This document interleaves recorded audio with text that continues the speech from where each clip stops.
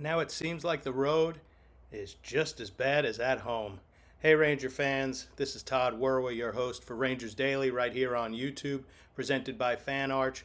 You can contact me at Todd Werwa Media on X and Instagram. Leave your comments, ask questions. Please subscribe right here on YouTube. Ring the bell to get updates every time we post a new episode. And again, please, I appreciate all the comments. The start of this road trip probably will elicit a whole lot of comments and a whole lot of thoughts as we hit the 10 game mark. But the Rangers on Sunday night failed to get it done against another of the lesser teams in the NHL, the Calgary Flames. We'll get into how bad they've been lately and how they've made some real bad teams look really good. We'll get to that in a little bit. But first, they suffer their first home regulation loss. They were 3-0-1 coming in, with that only loss being an overtime loss to the Toronto Maple Leafs, which was another game that they had fallen behind in and got a late goal. But let's talk about this one. The Flames, their first home win. They break an 8-game losing streak. Blake Coleman, 2 goals. Nazem Kadri, a goal and an assist. Down 2-1 in the second. Dustin Wolf made 30 saves. The Rangers started to fight back a little bit. He stopped a breakaway on Noah Laba, who was easily the best Rangers player in the game. He scored the lone Rangers goal. Congrats on your first NHL goal, Noah Laba. Quite the move up from coming out of Colorado College, getting to training camp, becoming the player of camp, and now 10 games in, he scored his first NHL goal. So congrats to him. But let's go back. Laba had a breakaway, then Zibanejad had a breakaway. Then it sort of went south. Brennan Othmann had a chance to pull the Rangers even 2-2, missed the net. Actually, I don't think he missed the net. I think he was trying to pass to Laba, which it was too hard. There was no way Laba was going to probably deflect it in from that angle. But whether he missed or whether he tried to pass, not a good play. Puck goes the other way. Rangers decide to leave the middle of the ice wide open. Puck goes off Shestey's arm and in, down 3-1. And you could almost say that was all she wrote. You kind of knew after the Rangers were badly outshot in the first period, and then in the second period they fall down 3-1, that was probably the game. Blake Coleman tacked on 2 goals later, including a shorthanded goal. So not a good night for the special teams, although they did kill 3 power plays for the Flames, but power play gives up a shorthanded goal. Just not a good overall game for the Rangers. The effort after the first 20 minutes seemed there, but they can't put the puck in the net. And once they fell behind and then got down by, they quickly came back from down 2-0.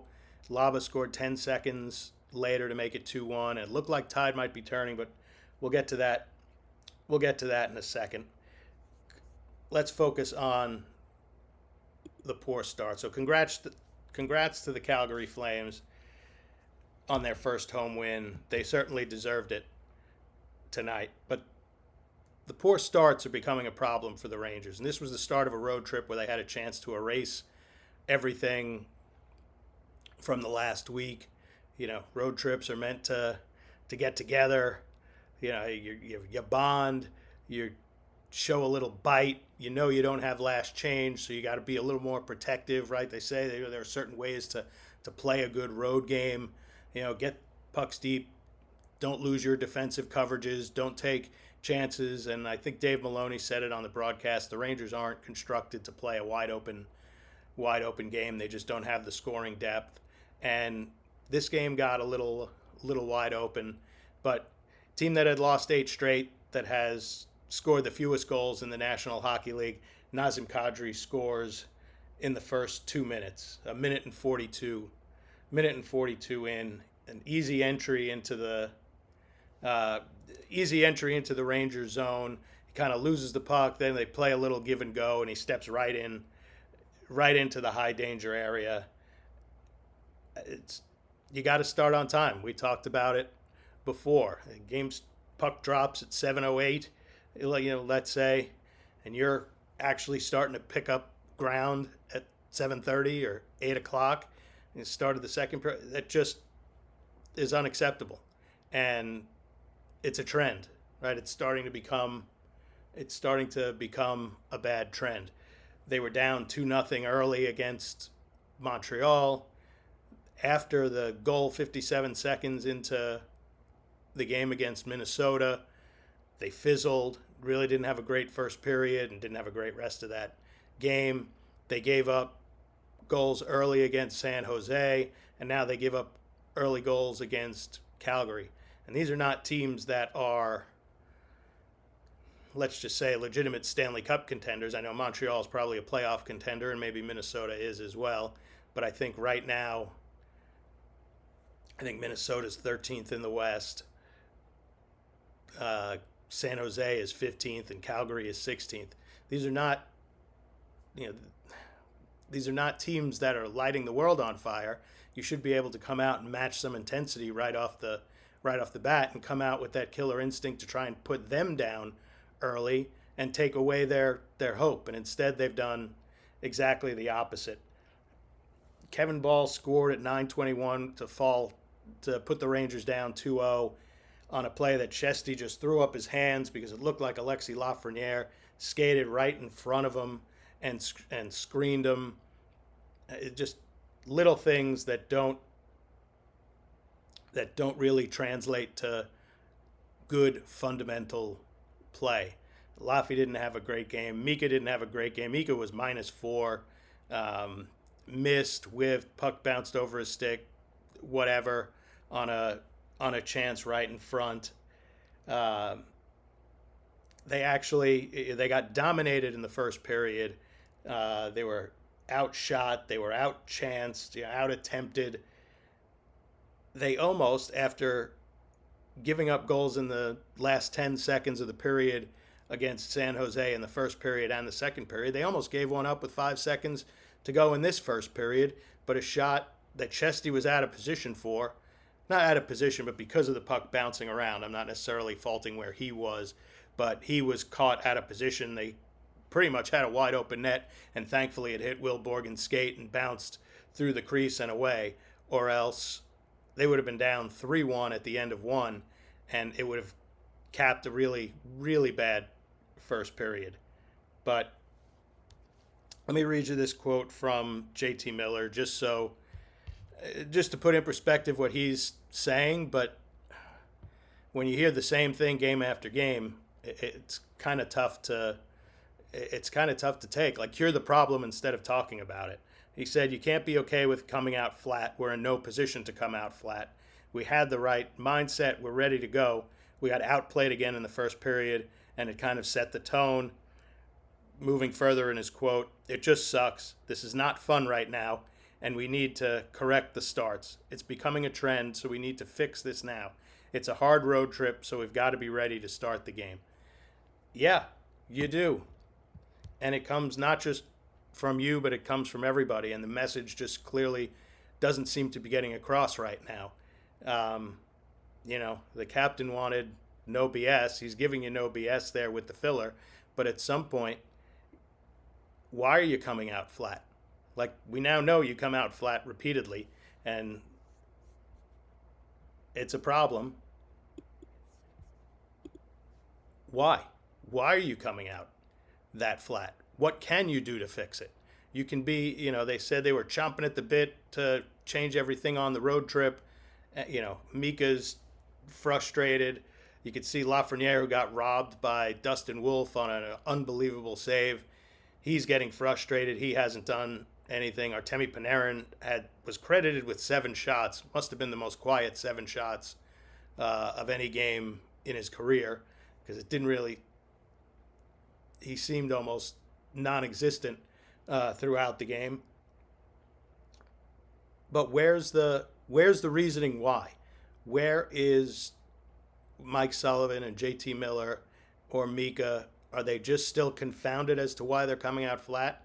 It's been happening. They've given up the first goal in 7 of 10 games this year, and they're just not able to come out with any zip, with any,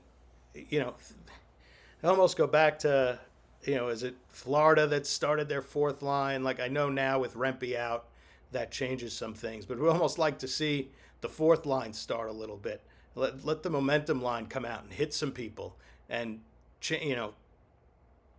start right from the get go, right from the jump with a little momentum. I mean, the other night, Rempe fought Reeves about 5 minutes in to try and build some excitement and change the momentum a little bit. But what if we had the momentum line starting the game, setting the tone? We'll wait and see what happens when Rempe comes back, because with Edstrom, Carrick, and I think Parsonen was on the fourth line, they just don't have that kind of oomph. But it's a problem that they don't seem to have the answer of. They want to talk about it, but don't seem to have any idea how to fix it. And that, to me, is a problem. What really is troubling is Alexis Lafreniere called the comeback win over Montreal massive. They were down 2-0 early. They came back and won the game. And since then, they've allowed the struggling Minnesota Wild, after, Panarin scored 57 seconds in, Minnesota Wild to look great and win that game. They played an up and down old-fashioned West Coast shootout against the San Jose Sharks, who hadn't won a game. It made them look good. So they built no momentum from the Montreal game, still had no momentum. Fall behind in this game. I thought they were going to build something off that Montreal win, and they clearly didn't. It was one of those wins you look back on and you think, okay, this team got tested after all those games where they played such a great defensive game and had their chances but couldn't score. Now they finally fall behind and come back and win and show some moxie, and they've done nothing. They've done nothing after it, losing 3 straight games. And now, they'll head to Vancouver for a game on Tuesday, where all the talk will be about JT Miller's returning to Vancouver and how that blew up and forced the trade to the Rangers, how that went sour and him coming back. The Calgary fans were booing Adam Fox because he was drafted by Calgary but didn't want to play for that organization. You imagine what the Vancouver fans are going to do to JT Miller. I doubt it's going to be a warm homecoming, so they're going to have to deal with that. It should be interesting. It's time to evaluate. After 10 games, they have 8 points, and let me just double check the standings here. Yep, team number 16 in the Eastern Conference, your New York Rangers, in dead last. They're tied in points at 8 with a few teams, Columbus, Tampa, and the Bruins, but because they only have 3 wins and they have 5 regulation losses, they are dead last in the Eastern Conference.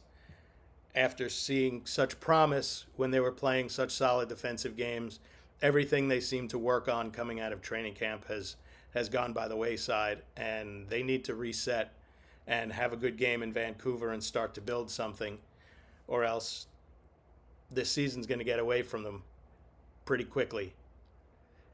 Hate to be the bearer of bad news. Let's focus a little on the positive. Congratulations to Noah Laba for his first NHL goal. He deserved it. He was the best player on the ice on Sunday.